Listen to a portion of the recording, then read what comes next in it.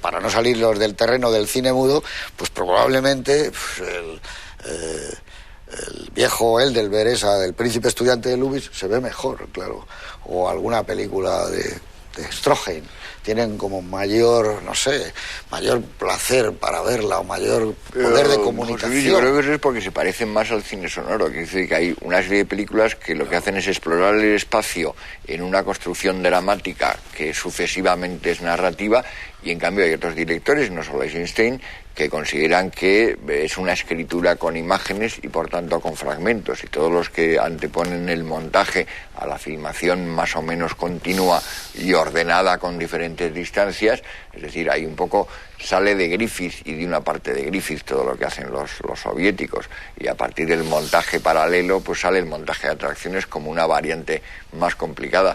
Pero los que se limitan un poco a poner, aparentemente, ¿no?, a poner la cámara delante de la acción y a analizar luego esa acción dramáticamente, pues la verdad es que tuvieron menos dificultades para, claro, al no haber creado un lenguaje específico del cine mudo, para incorporarle luego el sonido. O sea, que dice que Ford o gente así, en el momento en que les llega el sonido, pues les llega el sonido, y lo que pasa es que además hablan en lugar de hablar, de todas maneras hablaban y tener de vez en cuando un rótulo. Sí, pero eso es un poco lo que dice Antonio. Le pasa a los que habían sido más teorizantes y habían desarrollado un lenguaje más específicamente del cine mudo, que les fastidia muchísimo la llegada del sonido, porque les fastidia completamente todo el invento que se han hecho. O los que dependían en una manera muy importante, como le pasaba a Chaplin, que no tenía ese estilo, de la mímica. A Chaplin el problema que le plantean no es tanto como director, sino como actor, que de repente dice, si tengo que utilizar la palabra, se va toda mi forma de expresión con todo el cuerpo y con los gestos. Entonces ocurre con gran cantidad de directores que se resisten y que aguantan tiempo haciendo películas mudas, y en el caso de Rusia además no era difícil porque no hubo cine sonoro ruso hasta el año 33 o 34. Entonces, las primeras películas que intentó hacer sonoras se las interrumpieron en el rodaje, y finalmente cuando rueda la primera sonora es del año 38, es decir, más de 10 años después de la llegada del cine sonoro. Entonces, es una evolución que tiene muy poco que ver con el grueso del cine. Y yo creo que lo que pasa con esas películas no es tanto que sean más modernas, sino que es que se parecen más al cine que estamos acostumbrados a ver, y no requieren el esfuerzo más que superponer el sonido, claro, mientras que entonces hay que hacer una especie de lectura, porque hay una asociación de imágenes. A mí, por ejemplo, me recuerda más a lo que puede haber dentro del cine sonoro con Bresson. Bresson está también troceando el espacio y cogiendo signos en lugar de representarte las acciones enteras.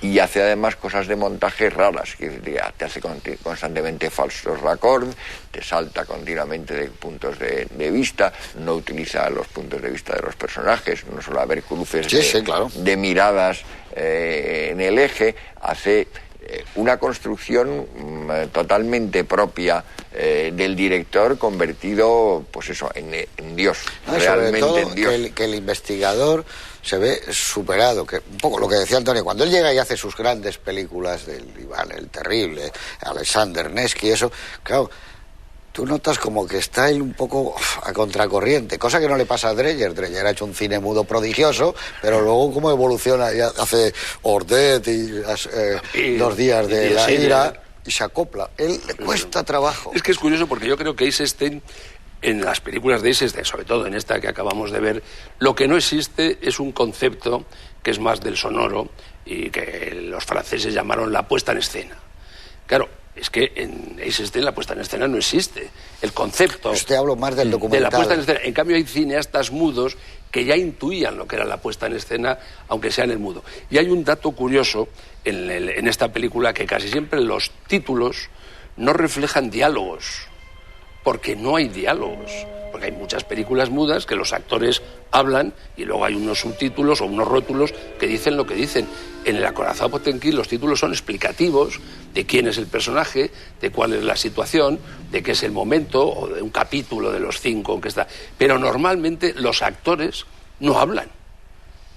no hablan porque tiene otro concepto que es toda su Lo que pasa es que él montaje. hace evolucionar el cine. Claro, no se está quieto, Claro, él hace evolucionar el cine. Entonces, claro. Y esa evolución a veces a él incluso le supera. Pero hay otros que utilizan lo que él ha hecho para meterlo en sus películas de una manera... Cuando llegan las mudas, como es los dos Ivanes el Terrible, evidentemente él tiene que aplicar ya una puesta en escena, porque ya no es lo mismo, y le sale, en mi opinión, una puesta en escena teatral. Él en Iván el Terrible y la Conjura de los Boyardos, yo pienso que no hay una puesta en escena cinematográfica fluida, sino que es teatral, sí. Y los actores están dirigidos casi como si fueran de ópera. Claro, yo creo que en Alexander Nevsky quiere hacer una ópera. Pero, pero afortunadamente le sale, porque al fin y al cabo hay una sinfonía, que además ya sabéis que tuvieron mucha relación Prokofiev y él, que es una sinfonía que está hecha para las imágenes de él o las imágenes para la música de Prokofiev, pero donde se le ve ya su gran sentido o más discutible sentido del sonoro es en Iván el Terrible, donde a mí me parece que es una puesta en escena absolutamente teatral u operística. Y donde empieza a investigar con otra cosa también, con el color, ¿no? En el trozo. Sí, yo ahí lo siento disentir, pero para mí la mejor película de Eisenstein es Iván el Terrible, y además no me parece que sea nada teatral. Lo que creo es que es totalmente antinaturalista y totalmente estilizada. Entonces, no tiene nada que ver efectivamente con el cine americano, pero tampoco es, y se ha acusado de teatral, nada naturalista, ni nada tiene que ver con el cine americano, ni Ordet, ni Gertrude, ni Dies Irae.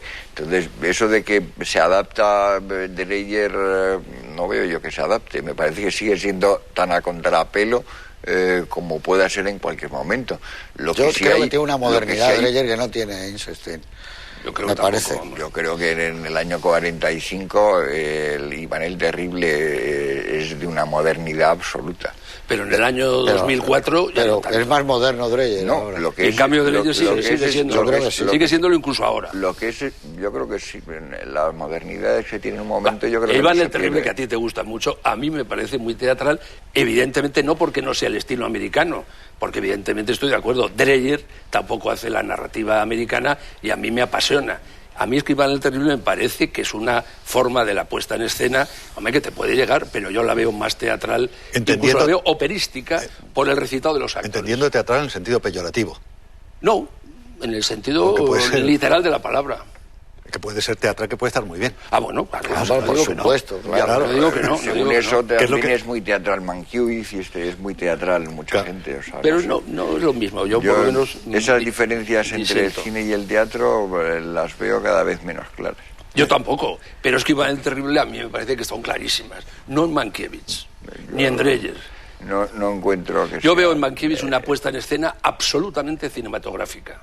Nunca he visto una obra de teatro que se parezca a Iván el Terrible. Yo absolutamente, yo sí he visto óperas. Creo que se pudiera hacer. Yo he visto óperas, muchas, que se parecen a Iván el Terrible. Y sobre todo óperas wagnerianas. Sí, pero es posible que estén copiadas de Iván el Terrible. O no. O no. Yo sospecharía que sí. O no. Yo sospecharía. Tú no olvides que Eisenstein procede del teatro.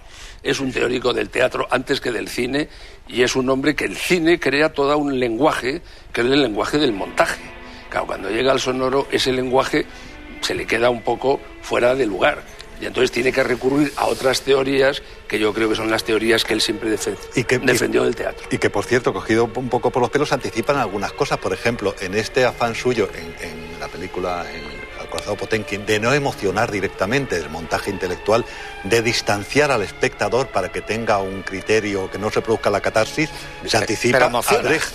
Hay una emoción estética. A mí, a mí, además de estética, a mí me parece que tiene momentos emocionantes, el Potemkin, de realmente emocionantes. Sí, pero es lo que pretende es que conserves el criterio para que puedas opinar que se anticipa el efecto brechtiano de la distanciación. La verdad es que distanciadora no encuentro que esta película sea... a mí me emociona. A mí también. Yo creo que es una película agitadora, y además deliberadamente agitadora, que dice... va cargando, antes de que se rebelen los marineros, les va cargando de razones en que son unos bandidos, desde el médico al capitán, pasando por todos los oficiales, los tienen explotados, les dan carne podrida, encima niegan que sean gusanos y dicen que son larvas muertas. Son larvas, denlas ustedes. La teoría de la agitación la lleva al máximo. Y va aumentando, y claro, forzosamente alguien que está en esa situación te pones de acuerdo con él y cuando estallan y explotan estás con ellos. Y hay el uso, que es lo que él insistía mucho, del patetismo. Y el patetismo me parece que es todo lo contrario, es muy intelectual, es decir, está construida esa emoción de una manera... Lo mismo que está construida la emoción en el cine, al final está casi siempre construida en Hitchcock o en alguien por el estilo, que creo que tiene